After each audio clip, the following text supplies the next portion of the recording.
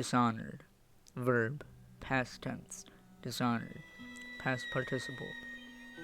To bring shame or disgrace on. Now you're probably wondering, why would I start a video about a video game with a definition? Well, to fully understand, in my opinion, the whole concept of the game is to understand the title. As Corvo Attano, you are the royal protector, bodyguard to Jessamine Caldwin, the Empress, which you both secretly had a kid, Emily, and as you'll see in gameplay, it's not very secret. But she isn't being kept away, she's a very public figure in the lay of the land. As you'll see also in gameplay, there are paintings of her. In the first mission as Corvo, you come home to Dunwall with bad news. The rat plague is rapidly growing. People are dying on the streets every day. The numbers of bodies and totals of the dead grows each waking day. The Empress is in distress. They can't help her people. Nobody can in Dunwall. Not even the Empress, not even the bodyguard. And with a cure that isn't available to everybody, it's just getting worse. But as you stand by her with Emily, moments go by. The fair wind that brings him home later becomes distress even more for Dunwall. The Empress is killed by a man named Dodd, who we'll get into later. And Emily is captured by Dodd's crew, the Whalers. Corvo being framed for this as the Whalers escape, capturing Emily, he's been framed. And as the title goes, he is dishonored. Before I go any further, I'd like to discuss what I'll be talking about in the video. First, I'll be talking on the game. Even though I was around 12 when I first got to play, I'll talk about my old impressions and my newer ones, as I bought the Definitive Edition last year and recently bought the game on PC. I'll be talking about mechanics, how to use powers, gadgets, and other gameplay aspects like the art style, side stories, and such. Then I'll go even more in depth with the Definitive Edition, the Knife of Dunwall, and Bridgemore Witches, which could possibly be a different video. And I'll be talking about how Corvo and Dodd's storyline come together. I'll do my best to deep dive into it, so let's bear the mark of the outsider and become Dishonored. When I first played the game, like I said, I was 12. I actually was able to borrow the game from a friend of mine, and I put that bad boy right in the Xbox 360 on the old Xbox 360s. What a time that was. But popped it right in, loaded it up, and immediately the soundtrack hit me. Just the sounds, and then the loading screen. You could see the art style and how the game really was already going to be. The mood of the game really shapes just in the loading screen alone. I clicked through the menu, of course, played on easy mode, but it was great. I don't remember playing every mission. I don't believe I beat it when I first played it, but what I did play, I loved. I loved running around and being able to kill people and sneak away, or just sneaking past all the guards. It was fun. The game gives you so many choices within. The first impression, I would say, of the game for me was just love. I loved the game. I remember writing the mark of the outsider on my hand and going to school, thinking I was just some badass Corvo, and I could blink everywhere and things like that, bang time. But I remember one thing that I didn't really get down was powers, being able to upgrade and get new powers. So for my first, not even full playthrough, I just used really blink and dark vision. because when you first play, you get your first rune, you can buy Dark Vision, and I did. So I went through the rest of the game, not getting Vitality, Agility, Shadow Kill, um, and Bloodthirsty. So that was weird, I guess, looking back now and remembering that, and me playing now, trying to get all the upgrades in one run. But it was fun for a young little kid to be playing a not even simple game, but simple to my mind because I let it be simple. It taught me patience, really. Seeing the guards, enemy markers, and things like that. It just, it helped me think better. It helped me be more patient with kills. And yeah, that was my first impression of the game. I loved it. I loved the art style. I loved the mask. Clearly, I loved the mark so much that I drew it on my hand.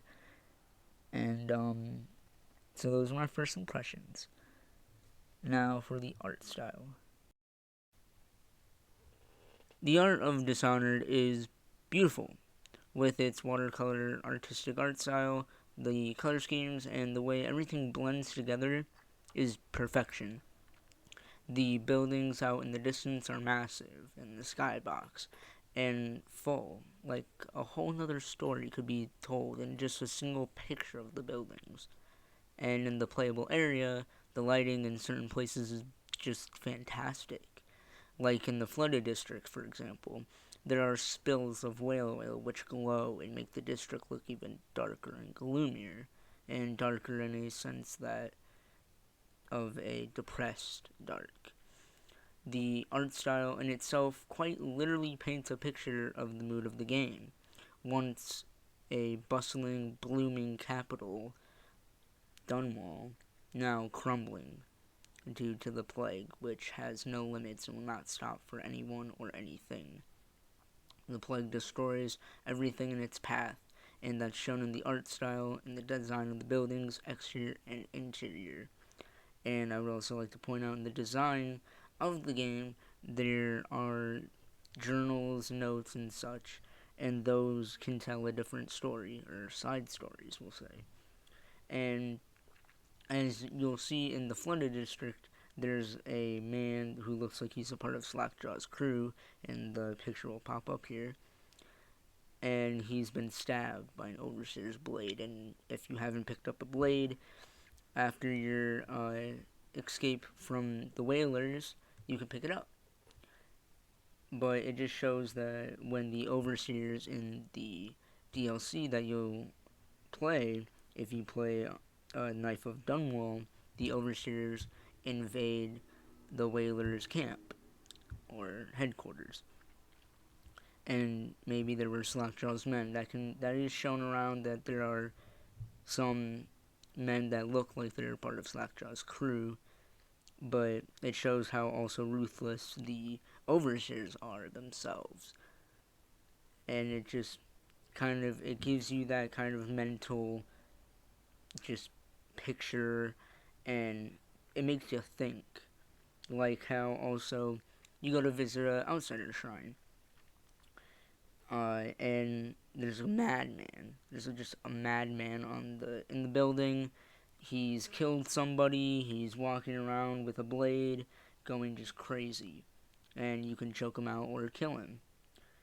And then there's notes lying around about how the man he killed was worried about him and such, and that the void, the outsider, was making him go insane. So it shows the outsider's power and just how crazy people can get due to him. And if you go high Chaos Corvo, it can, to be honest, make sense that the powers of the outsider and the void would make Corvo crazy, but there's a lot that goes into low and high chaos ending. But yeah, that is my thoughts on the art style. The game is freaking beautiful. I love the game and the art style. It's why I play I have dumped so many hours into the game, have so many screenshots, which is also a reason why I'm a little disappointed in Dishonored 2, because Dishonored 2 just took away really the art style. The art style is still there with the whole steampunk, but just the watercolor and everything just it was just kind of scrapped. But Arcane did a absolutely fantastic job with Dishonored 1. The combat mechanics in the game are very intricate and really smooth. You have your blocking, you have your attack, and you have your power and gadget. Your gadgets consist of a pistol, which you can upgrade and make like really cool, with like a 6 round magazine kind of looking thing, accuracy, explosive bullets, like that's really cool. um, and you have your crossbow as the other gadget, which is consisting of a normal bolt, sleeping darts, which you can upgrade to combat sleep darts, which puts your enemies sleep instantly, and incendiary bow. Yeah, that's it. um, and you can upgrade that for accuracy. You can upgrade the reload, and so you can shoot a bunch of arrows at somebody all at once, which is just like really fun to just bend time really quickly and then just shoot a bunch of arrows at somebody and just end the bend time and just kill somebody, watch all their body dismemberment. I don't know, it's just kind of cool. Those are the gadgets, which are on your left hand, and then you have your powers, which consist of dark vision, blink, devouring swarm, bend time. Thinking of another one in wind blast. There we go. Um, and those all can be used in your arsenal in so many different ways, but blink is the most important one, I believe, in my opinion at least, because that's how you're going to traverse through the map. That's how you're going to just go about your business, sneaking and or getting the drop on somebody. Like you jump off a building, you blink, and then you hit the assassination, stuff like that. Um, so there's blink. Dark vision lets you see through walls, and when upgraded, you can see power lines. And I believe you can see a better perception of enemies. Wind blast is a big gust of wind. It just knocks down the opponent at level 1, level 2.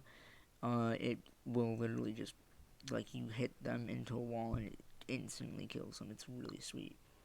Devouring Swarm is just summoning rats. At level 1, it's just a few rats, and then level 2, it's just, like, a shit ton of rats. And I believe you can spawn more than just one. I might be thinking of Dishonored 2 for that one, though.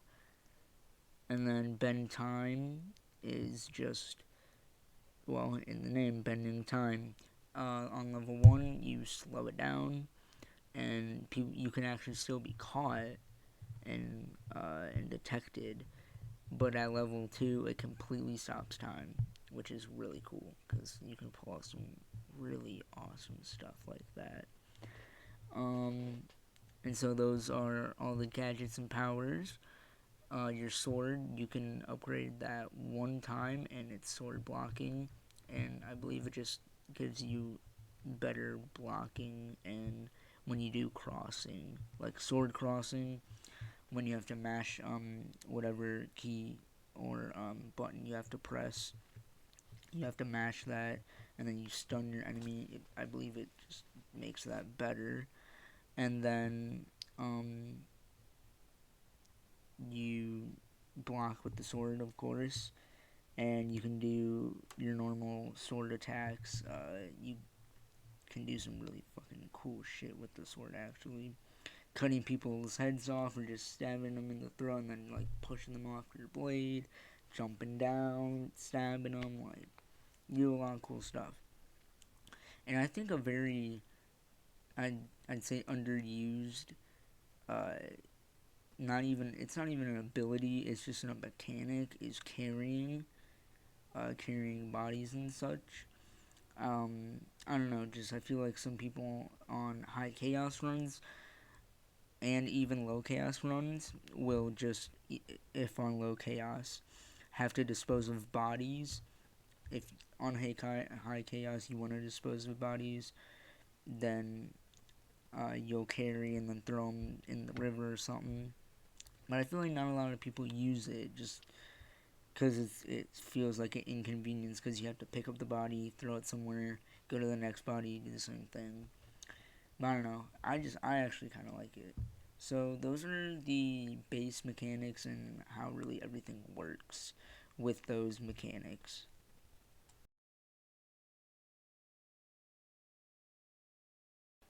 Now, the plot of Dishonored can be very simplified as just a simple revenge story in a broken and crumbling city or capital.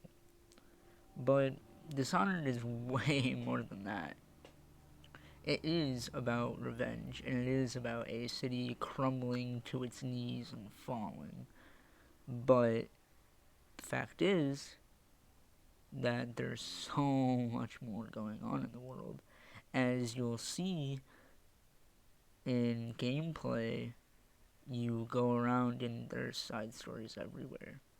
In the first mission, you actually meet a merchant trapped by Slackjaw's gang. You can just go about your business and be like, whatever, let the guy deal with it. Or you can incapacitate or kill the two men at the merchant's door, which is boarded up. You break the barricade and you save him. And he sells you items which are very overpriced. Very. Like, literally just save your money for when you go to Piero. But there's stories like that, and there are stories in notes, and you'll find them in your journal. Like, there's one after you kill High Overseer Campbell, and you're going back to Samuel on the boat, and there's like this overseer kind of outpost place kind of thing. And you go over to where the mail is, and there's a story about how an overseer and a lady hooked up, and the lady wants the overseer to leave being an overseer and be with her.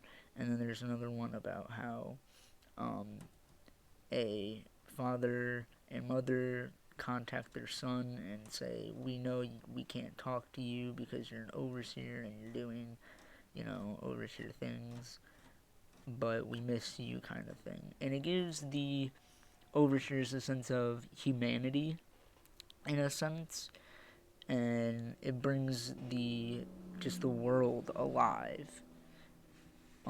There's some simple stories like that, side stories that you kind of look around to find. But there's also the main story, which I'll talk about right now. The main story is, like I said in the beginning, Corvo comes home, bad news. The people are blocking off Dunwall, the other countries and cities, um, and they're trying to reduce the rat plague and keep it contained. And there isn't a cure that is available for everybody. And then the Empress is killed by Dodd and the Whalers. Emily is captured, and Corvo is framed, becomes Dishonored. And now this is where the plot gets tricky because there's the low and high chaos system. Depending on how the player goes about each mission, you can either stealth your way through, killing no people, maybe knocking them out and not being detected, or being detected very much, or you can go around just hacking and slashing everybody, which in a sense it's fun to just do high chaos. But if you watch the Who Did Corvo Kill video on YouTube, and I'll leave the link down below. The guy talks about who would Corvo kill, and it would not be guards actually, because the guards were once his people, and they did absolutely nothing wrong. Um, so there's that. High value targets, I believe, like High Overseer Campbell, I believe Corvo would kill, but the Pendleton twins, he would not.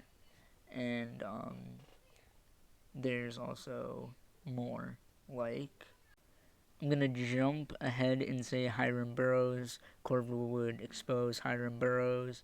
But back to the actual plot. Corvo is saved by the people called the Loyalists. They help Corvo escape from Coleridge Prison, and they have Corvo take out high value targets like Hiram Burrows, Lady Boyle, or any of the three Boyles. They help get High Overseer Martin. Well, he's just an overseer, but they make him High Overseer. They have him take down people like the Pendleton twins, which all of these targets can be taken out non-lethally and lethally, except Anton Sokolov. Yes, Anton Sokolov made this lock. That's a Dishonored 2 thing. But anyways, Anton Sokolov is a royal physician, and you see him actually in the beginning painting however, Sir Campbell, which is pretty cool. He's the one making the cure for the plague, but as I said, it's not available to everybody yet. And something very odd is going on. He's actually running tests on these people, making them test subjects. He's making them basically, ironically, lab rats. Trying to save a rat plague and literally using lab rats. Well, they're people, but you know what I mean. So Corvo takes out, or non-lethally takes out. I'm gonna say kill or takes out. Kill means, of course, dead. Not takedown is the non-lethal approach. But as Corvo's doing that, he saves Lady Emily. He takes down Hiram Burrows, and everything is just freaking awesome, dude. Oh, feels like the end of the game. You know, everybody's celebrating. You have a drink with, you know, your fellow loyalist people. Oh, God. And betrayed yet again. Oh, man. The first time I played it and Corvo was poisoned, damn, it hit hard. I was like, not the people. What's going to happen to Emily? Kind of thing. And Samuel actually only gives Corvo half of the poison, which saves him, and he's just shipped over to the flooded district, which, woohoo, we meet the whalers. Oh, what would you do with a drunken whaler? What would you do with a drunken whaler? Oh, what would you do with a drunken whaler? Yeah, I'd probably kill him. No. But you are poisoned, you are in the flooded district now, and guess who's captured again? Guess who has to escape captivity again? You, the player Corvo. And he escapes. He, depending actually on if you're killing a bunch of the whalers or you just sneak around stealthily, the person that reports to Dowd when you go to meet Dowd actually will either say, Corvo has escaped and he's killing a bunch of our men, or there's nothing to report actually, which is kind of cool. Just a little hidden detail if anybody caught it while doing multiple playthroughs. And so you meet Dowd. Dowd, the master assassin in the land. Man, this is a hard part of the game because now you have a choice. You kill Dowd, the man who killed Lady Jessamine Caldwin, or save him, let him go. This is a part in the game where it's very crucial to say the low and high chaos system really comes into play here. Killing Dowd will solve your revenge story, you get your revenge, but Dowd is also pleading with you that he's changed. And in Knife of Dunwall and Brigmore Witches, you'll, depending on how you play that, you will see, you can really decide if he's a good man or not. I would recommend playing Knife of Dunwall and Brigmore Witches before you play the main game. Yeah, no, buy the DLC before you play the main game. You know, but it's more of a story thing if you play Knife of Dunwall and Bridgemore Witches before playing the main game. But you're faced with a very big decision. The statue of Empress Jessamine Caldwin is right in your perception. Down, sitting there, bleeding, injured, begging for mercy. What will Corvo do? That is up to you, the player. Depending on your choices, of course, Dowd will either escape, you let him go, or he'll die. And if you actually just sit there letting him talk, he'll just go. But it's a very crucial point in the story because this is where it's all started over one man. So you take out or kill Dowd, and you leave the flooded district. Well, not fully. You leave the whalers' hideout. You go through more of the flooded district, seeing just a pile of bodies everywhere. You see the train cart coming around as you come into the area and just dumping bodies. You see two people, one is sick, one is not, and the guy that isn't sick is trying to help the sick guy, and the sick guy is just like, hey, I could be cured, he's still trying to fight, but he eventually dies in the man's arms that was not sick. Which, if you just sit there and let go, it's kind of sad. And the man that's not sick will be like, "Who are you? What are you? Are you from the void?" kind of thing, And he talks about the bodies that just pile up and pile up. And then, as you explore, you can actually hop on the train cart, and on your way through, you can meet a woman who is sick, and she's like, "Do you want to roll around in the mud?" Which, yes, means have sex with a sick lady. Glad that's not an option, because that's just a no-go. That's a no-go for me.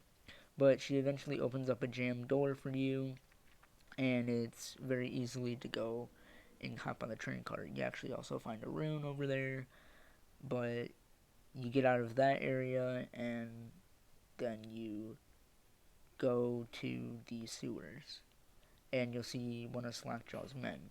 Slackjaw was hunting down Granny Rags, and on their way, Granny Rags actually has the sewer key, and you talk to the guy, one of Slackjaw's men. You go find Slackjaw. Now this is if you have low chaos. This part is specifically low chaos. If you have high chaos, the sewer door will be unlocked and you can just go right through. So, low chaos here. You go and you find Granny Rags. You can help Granny Rags make Slackjaw stew, or you get a rune out of it. Or you help Slackjaw and kill Granny Rags. You actually kill Granny Rags. And you'll get another rune from an outsider shrine, so you can literally get 2 runes if you help Granny Rags, if you're on low chaos. So, you get out of the sewers, and you get back to the Hound Pits. You're looking for Emily, all of the guards are around, there are tall boys everywhere, and you eventually find Emily's room key. You can actually help Piero and Anton, which are in Piero's lab or workshop. You can incapacitate or just disintegrate all of the guards, I would recommend just knocking them out. There's literally no reason to be like, yep, let's burn them all. Like, you must be a psychopath at that point. Um, and then you fire up the flare to Samuel, and the end of the game. You are now at the lighthouse, which Emily is being kept at. Admiral Havelock is keeping her in a room. Depending on how the game goes with your high and low chaos, on low chaos, Havelock poisons everybody, and it's just Havelock in a meeting chamber. Or if you are on high chaos, everybody is fighting for power. You'll see Martin and the Pendleton fighting. Pendleton is actually injured. He dies. Havelock, of course, dies. Because you'll have to kill him to get through. I mean, you don't have to, but anyways. And then you reach Havelock, and Havelock is on the top of the lighthouse, ready to jump with Emily, and you save Emily, and that's it. Either way, you have to face Havelock at the end, and you save Emily. That's the main plot. I did go into details with some of the with especially the flooded district level, but that's the plot and the end of the game. Depending on low and high chaos, on low chaos there is a cure and everything is really good, but on high chaos everything is just shit still. Like, it actually got worse. And there is actually a secret ending where if you do not save Emily on high chaos, Corvo takes over, I believe. And there's no rule really in Dunwall, actually. So there's that. Um, so that's the main plot. Of course, there's more. There's a lot more in depth than I can go into. Um, but that's the main plot. I don't want to go too in depth and make this video super long and drawn out and boring. So yeah. And now I'll just end this video off right now saying this. So that's it. That's the video, guys. Um, Dishonored. What a beautiful, amazing, super intricate game. I mean, it's definitely in my top 5 favorite games to ever play, honestly. I really hope you enjoyed the video. I hope that you watched through the entire thing. And that's it. I hope you guys also enjoyed Dishonored. I hope for any new people watching this video that are getting into Dishonored, I hope this clears a lot of things up and it makes you understand the game before you play. For veterans of the game, I hope I got just about everything right for you, and I hope that I got what you wanted out of this. This has been taking me at least almost a week to do. The whole recording process, this is very new to me. I've never recorded a video this long. I've never done such a big project before, and just the support and everything really is, really would be great. But yeah, thank you so much for watching. I am going to say subscribe and like, because something like this is so big and I would really hope it reaches out to a lot of people. I have a Twitch. It'll be in the description.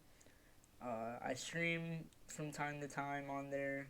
I'm mainly doing YouTube right now, and I just stream here and there on my Xbox, or even sometimes on my PC, which I'm still trying to figure out because I'm new at that.